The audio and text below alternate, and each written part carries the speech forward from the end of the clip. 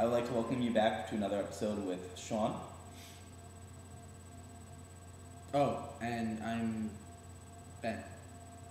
And this is another episode of The Ultimate Flying Monkey Podcast. or the TUFMPC.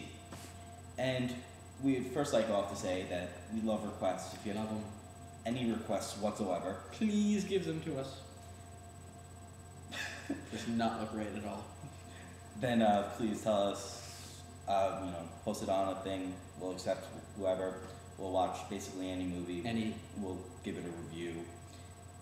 If you want, we could give you a personal review, just a quick type out, or we can make a podcast of it. And it could be really short. We'd be like, that sucked. Or that was amazing. Either one. Or it could be like, like I'll see it once, maybe.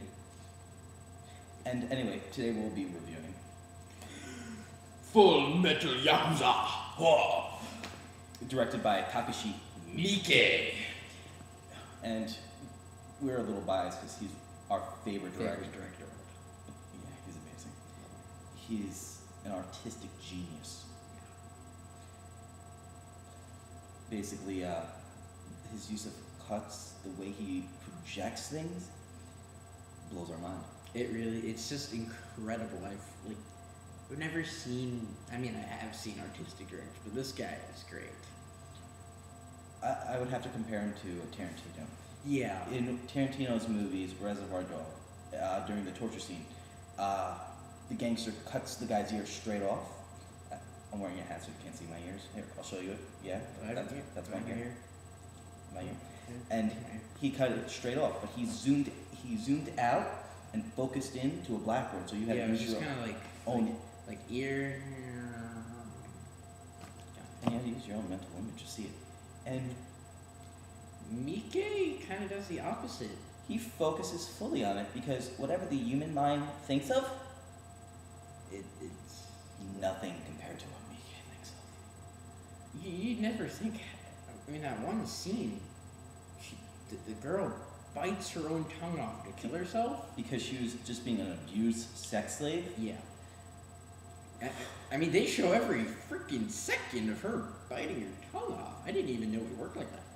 And she rolls on her back just to drown on her blood. Drown in her And that doesn't stop them from show. or pleasuring themselves. Yeah, They they finished the- her off. They finished themselves. And it's not the same guy that finished her It's off. a different guy. Yeah. Kind of weird. It was interesting. It was very interesting. Well, Anyway. let's just talk about different aspects of the movie really quickly. Okay. I'll start off with one thing that was really cool. One of the guys, the main character actually, he was being,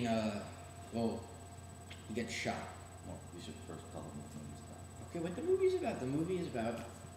Basically, what the movie is about this Thingy. holding a pie in front of my face. Yes. I'm being tempted. And basically, it's about this guy who was trying to help out this guy who he respected more than anyone, Which was a Yakuza boss. crime boss, and he was up to be like one of the head leaders out of him, and his name is, Toza. and the other guy is Yomo. Mm-hmm. Yomo Origato. That's not Whatever. Well, his name's Yomo, and basically what happens is, at one point, Toza finally gets out of jail for killing a mass of people right after he broke up with his girlfriend, just because it was Directly after he broke up with his girlfriend. like literally it was I think we should see other people whack, And then bam, just kills someone right in front of her face. and 6 other people along with him. Yeah. And finally he gets out of jail, and After 7 years. a crime hit is on him, and the guy who respected him more than anyone else was with him at that very time. So when they all started shooting him, the crime boss jumped in front of the guy. As a human shield. Thing is, it didn't stop him from shooting the other guy too. Yeah. And he wakes up in a hospital. Oh, alright, I get to talk about the thing. Fine.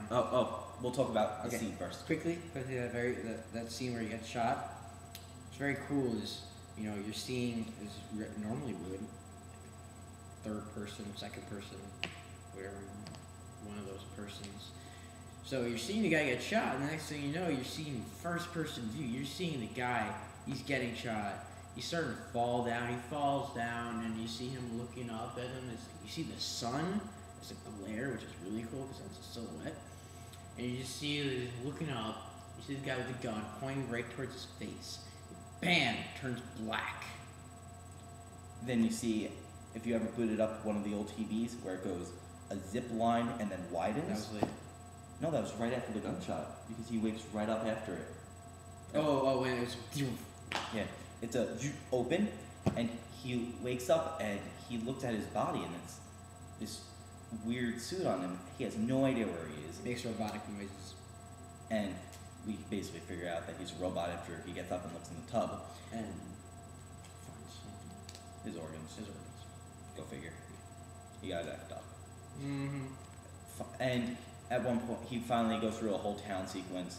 He ends up getting like completely burned out and falls asleep in a booth. He wakes up to my favorite character in the entire movie, the doctor.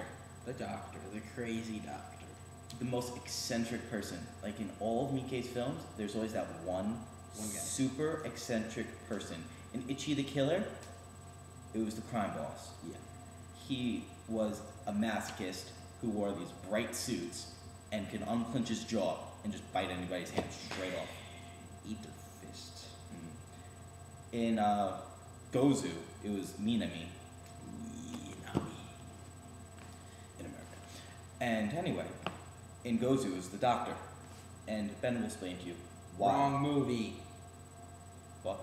You should go. Oh, in Full Metal Yakuza, Ben will explain to you why the doctor is the most eccentric character. Okay. He's a self-proclaimed genius scientist. His nickname was,